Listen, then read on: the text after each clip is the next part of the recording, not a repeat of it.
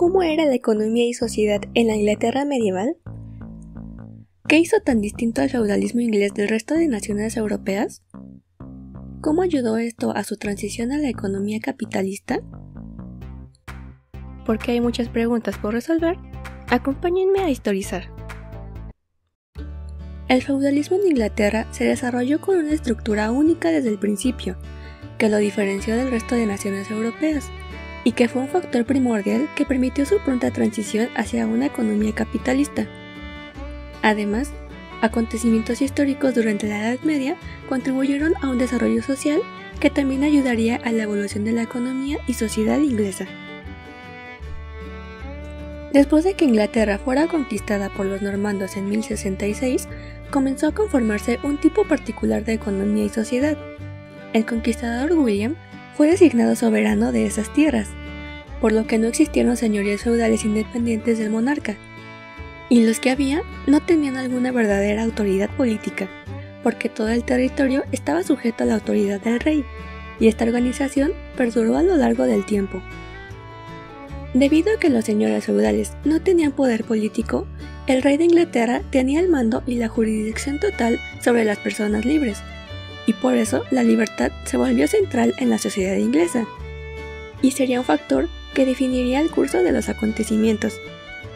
Aunque hacia el siglo XIII los campesinos dependientes de un terrateniente se consideraban siervos como en el resto de Europa, pronto se comenzó a reconocer la existencia de una clase de campesinos libres, los que poseían tierras, y que tenían derecho a protección de la realeza y los tribunales contra los grandes terratenientes. Aproximadamente una cuarta parte de los campesinos pertenecían a este grupo, propietarios formales y legítimos de alguna tierra, gracias a lo cual disfrutaban del estatus de hombres libres, y gozaban de igualdad con los grandes señores ante los tribunales. Quítate el sombrero en señal de respeto. Para el resto del campesinado, aunque pertenecían a señoríos, su principal sostén era en realidad su comunidad, porque los campesinos no solo estaban relacionados con su señor, sino también entre ellos. El señorío era algo fundamental, pero la comunidad era la base de la organización social, por lo que los pobladores tenían la oportunidad de acercarse unos a otros. Esa era la situación económica y social en Inglaterra en los años anteriores al estallido del siglo XIV de la Guerra de 100 Años, la cual acabó teniendo profundas consecuencias para el desarrollo de la sociedad inglesa al salir de la Edad Media. En medio de la guerra, el pueblo inglés se alegró cuando fueron anunciadas las victorias de Crécy y Poitiers, porque representaban un duro golpe a Francia y una razón para elevar el prestigio de Inglaterra. Pero esa alegría comenzó a disminuir cuando los ingleses comenzaron a pensar que, en realidad, la guerra no les había traído grandes beneficios, ya que no veían reflejadas las victorias en alguna mejora en su vida diaria. Además, habían sido ellos, el pueblo, quien había estado financiando la guerra al pagar elevados impuestos, y eso también le llevó al disgusto y la decepción. ¡Fuimos timados! ¡Timados! ¡Embaucados! ¡Fuimos embarajiñados! Esto ni siquiera existe, pero concuerdo contigo. Por otro lado, esa época también fue un periodo de profundos cambios en el pensamiento de la sociedad inglesa. Durante la mayor parte de la Edad Media, la imagen de la realeza y de los caballeros fue ideal y positiva, pero eso ahora comenzaba a desmoronarse. En esos años gobernó el rey Eduardo III, quien, a pesar de querer mantener esa imagen tan favorable de la monarquía, no era en realidad un monarca con las cualidades necesarias para que el pueblo lo siguiera fielmente. Durante su reinado se le acusó de corrupción, por lo que el Parlamento se negó a aprobar nuevos impuestos si no se comprobaba la finalidad de ellos. A partir de aquí se puede notar el nacimiento de un espíritu crítico en la sociedad inglesa, que comenzaba a manifestarse alrededor de los poblados, en las calles y caminos, porque los habitantes comunes de Inglaterra comenzaron a expresar sus ideas tal y como lo hacían los hombres del Parlamento. El surgimiento de las manifestaciones populares había tenido también parte de su fundamento a partir de 1350, cuando el Parlamento aprobó una ley que dictaba que cualquier trabajador que ejerciera un oficio debía trabajar de forma obligatoria para cualquiera que le contratara, y además debía aceptar el salario que se le asignara, lo que significaba que los trabajadores estaban atados a un salario que no satisfacía sus necesidades. Además, quienes no se atenían a esta ley eran enviados a prisión. Y esto fue motivo para el surgimiento de frecuentes rebeliones, que en los años siguientes influirían mucho en cómo se desarrollaría la historia en Inglaterra. Cuando surgió en Europa la peste negra, empeoró enormemente la situación de los trabajadores, pero por otro lado, debido a la disminución de la población que provocó la epidemia, los terratenientes sufrían de falta de mano de obra para trabajar las tierras, y esa situación fue aprovechada por los campesinos, que empezaban a darse cuenta de la importancia que tenían. ¡Oh, caray! ¡Mi oportunidad! Ellos comenzaron a exigir salarios más altos y a oponerse a la autoridad del rey y del parlamento.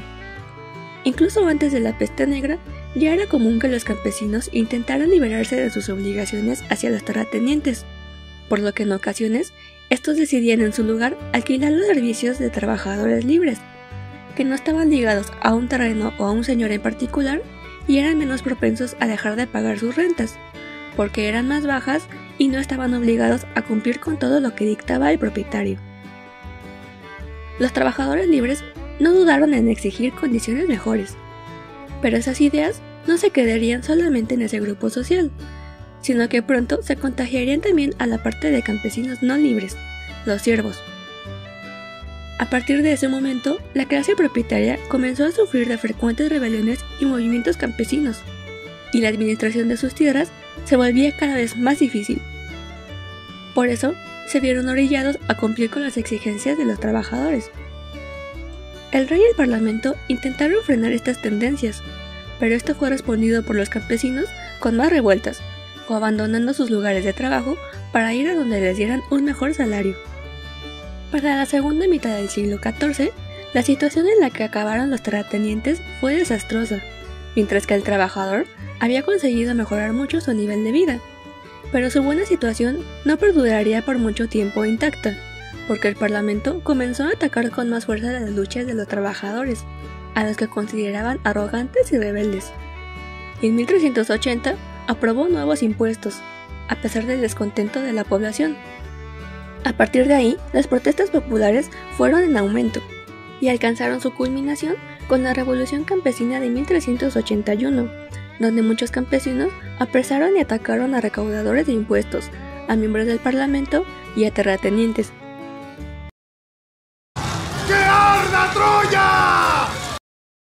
Tenían el objetivo de llegar a Londres para dirigirse al rey y pedirle la aprobación de leyes que cumplieran sus exigencias. Consiguieron llegar a la ciudad y se logró cierta negociación con el rey. A pesar de que más adelante los principales terratenientes del país comenzaron a exigir al rey que la rebeldía de los campesinos fuera castigada y de que las rebeliones posteriores fueran aplastadas violentamente, la lucha de los campesinos tuvo repercusiones en los siglos que siguieron. Se había logrado sentar las bases para la expansión de la clase trabajadora libre, la que sería integrada al sistema económico capitalista a finales del siglo XVII, cuando se eliminó la regulación colectiva de las tierras que caracterizaba a las comunidades campesinas medievales, y que permitió la acumulación de la propiedad en manos de los grandes terratenientes, separando a los viejos pequeños propietarios de sus tierras. Gracias por ver el video de hoy. Los espero en la próxima ocasión para seguir respondiendo más preguntas históricas. ¡Chao!